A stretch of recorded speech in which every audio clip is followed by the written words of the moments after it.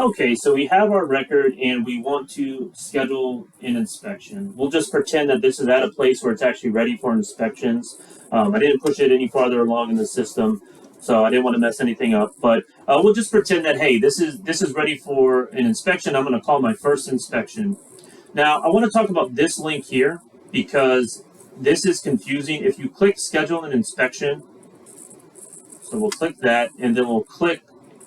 So when you click that, it basically sends you to look for your records. It sends you back out to your records page. So if you click that again, it's going to take you into the inspections page. So I think a lot of users feel like when they click this, it should schedule an inspection, and it's a little bit confusing. Essentially, clicking this link here and then clicking your record is the same as going to your records details page and then going to the inspections menu. So I'll show you how you do it there. So under record info, I'd go to inspection. So it's the same screen.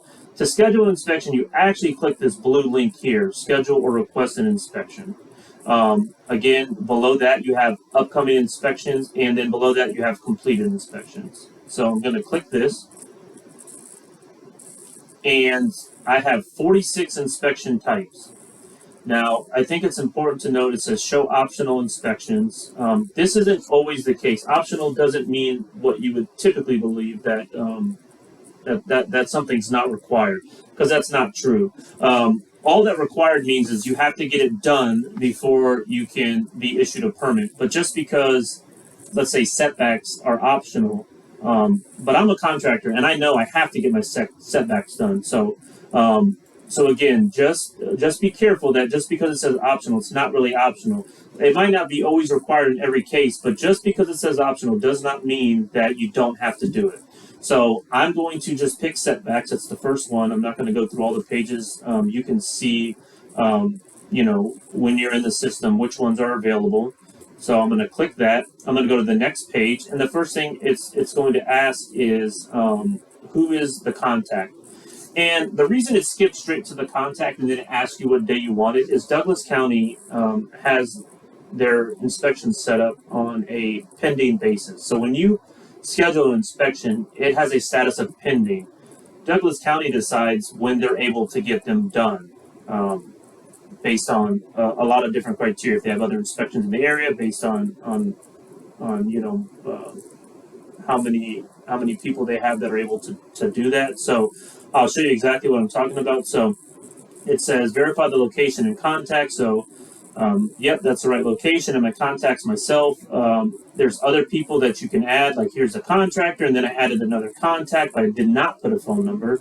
But I'm going to pick myself. If you wanted to put another person, you can click this, and again, it says for this inspection only. So if you have a foreman or somebody on your staff that's going to be there just for this inspection, you can add their information there. Once you do that and hit continue, you will get this screen where you can complete or confirm your selection. This is a good little tool here. Include additional notes. If you click that, sometimes you have gate codes. Gate code is pound 1234. Any information you want to add here, the inspectors will see that on their end.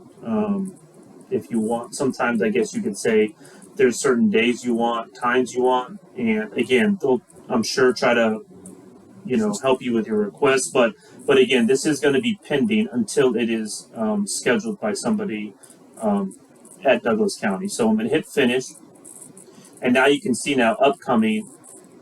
We have a pending a setbacks inspection, and right now it's unassigned and it's just TBD because we don't have a date.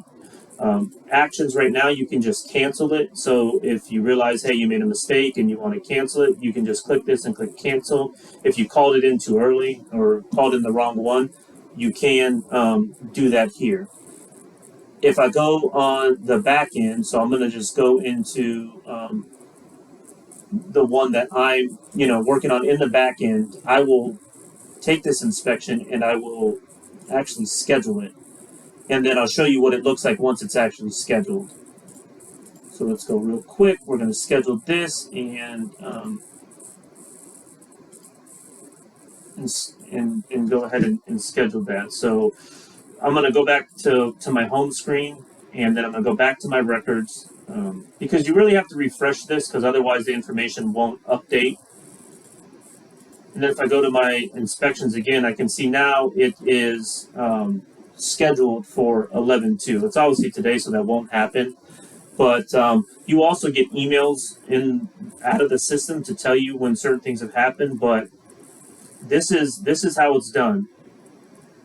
You go to schedule inspection again, or request an inspection, and it sits at pending. Douglas County then schedules it and then does the inspection, and then once it's completed, it'll show up down here. And again, throughout this process, you will be getting emails out of the system. Now, once it is scheduled, again, you can still cancel it. That's still an option, or view the details. If you want to reschedule it, really you would just cancel it and schedule a new one, or contact Douglas County because they can reschedule it on the back end. I'll show you now what happens once it has been resulted. Again, we'll just assume that everything looked good and we'll pass it. And again, same thing, we're going to go back to the home so that it updates everything. And go to permits. I'm sorry. Go to my records. Let's try that. Okay, go to my records and then click my permit and go back to inspections. And now you can see it's no longer sitting under upcoming, it is sitting under completed. You can view the details. If the inspector left any comments, you can see them under here. I didn't in this case. Now that I wish I would have to show you. And then view the status history so you can see that it was pending, and then it was scheduled, and then it was passed. So if you needed to see a log or a history of what happened, you can see that under here. And then if you did fail and they left any comments, it would show up under this view result comments. And that's it. You can print from this. You can print this screen, so you can keep it for your records, but it will persist here until the end of time. So that's how you schedule an inspection or request an inspection at Douglas County.